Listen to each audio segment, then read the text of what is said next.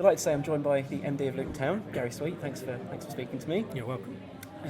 Big night tonight. New kit, new lots of things by the sound. Yeah, it's exciting, isn't it? I mean, the aura of new and newness and freshness, I think, is certainly around here. I think there's everybody around the club, whether it be staff, players, coaches, myself. I think we're full of optimism, full of the beams of summer, and it's not just the weather really, because I think the kit tops it off, because it's a nice sort of clean image that we've sort of presented in its design, all intended, and it's kind of the way we're shaping up as a business at the moment.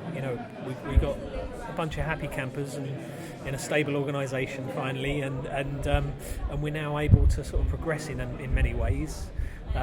In many ways, actually, that supporters might not recognise straight away, but hopefully they will do when the players walk out across the white line. And you mentioned when you were introducing the kit earlier on about a lot of investment kind of off the pitch. Can you just talk us through some of that? I mean, we've some of this investment's been forced, some of it's been highly recommended, some of it's been willing. There's been an awful lot of things happen around Kenilworth Road which are to do with the safety certificate, i.e. that we've needed to do to ensure that the whole place is safe, and I can assure people that it is. But that's probably our greatest investment actually every year.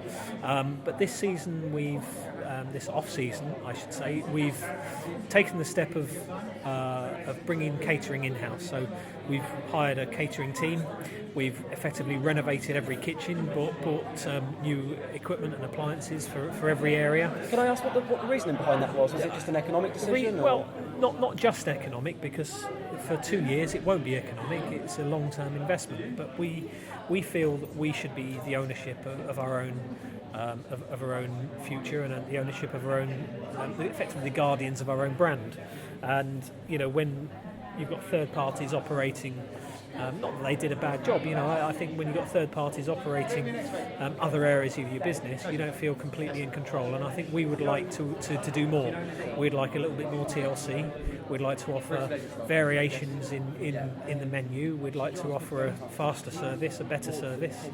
Can't always guarantee that it will be cheaper, but I'd just like the customers, our supporters, when they come to a match, to be a bit happier about where they buy beer, how they get it served, and what they drink. And there's been some investment at the training ground as well, I understand. Yeah. Before, I mean, I have to say, I think that the pitches with no water being available at the training ground has always been a bit of a problem, and we had a big meeting at the end of the season. We felt that some of the niggling injuries that we got, particularly during the winter months, could have been contributed. We don't know for certain, but it could have been contributed by the hard conditions of the training facility. So we really felt that we needed to do something about it. And as soon as we dig up the pitch, we then need water. We don't have water, so we had to get a water tank and all of the hosing and the pumps and the expensive kit that goes with it and the security around it. And so that's been a huge expense, but and the pitch is coming along nicely, and once the players get on there as well, there will be a little bit more of a better atmosphere, better spirit around the camp, because we've got a nicer environment. In addition to that, we're putting in quite a large porta cabin with a full-scale gym in there, so all of the rehab and the conditioning that Dave Richardson will take the players through, and the staff will all be on site, rather than us relying on other facilities around the town. So those things, although the supporters won't see directly, so they're going to the training ground normally, hopefully they'll see in the productivity on the pitch. And the training camp as well, to take the players abroad, was that a group decision? Yeah, I mean, there are a lot of medical reasons why training in high intensity heat, and also getting the players away out of the area as a group, especially when you've got a number of new players as a team together, works well on a number of fronts. The cost of that, bizarrely, would be probably less than staying somewhere in England for a week or so, like we did in Wales a couple of years ago, and so because we don't stay in a palace, we stay in a pretty bog standard hotel that the players are happy with. They get fed well, They're the most important things. Is there a bed? Is all they care about, because by the time they finish their various sessions of training every day, I think that's all they need. But yeah, I mean they work very, very hard out there. Certainly no holiday. And looking forward to the upcoming season, I have to ask the question: what are the targets for this year? Do you set targets?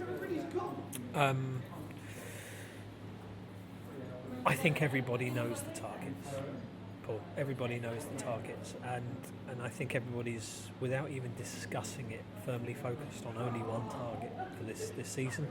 And okay, we might have said that previously, but I think this season there is a little bit more of a firm belief that we're ready. We're ready and we're shaped up, and look, who knows what will happen, because this league has got a habit of springing up surprises and twists and turns and everything, and we will have those. There will be times this season where we think we'll be out of the playoffs. I'm sure of it. There'll be times this season where we will think that that the world's coming to an end and we're not going to make it again. But where we finish up on the last game of the season is all that matters for me, and it's going to be a long process again, because we've still got a number of players that need to bed in, but the way we've prepared, the way John has got his staff to prepare the players, I think has been exemplary and highly professional. So I think we should be hitting the ground running. And it's quite hard to quantify, but it feels there's a different atmosphere around the club this pre-season. I'm not sure what it. Yeah, there is. Yeah, I mean, there's two sides to it, and I think John's created a very, very fresh, new, energised discipline in the club with the players and the staff.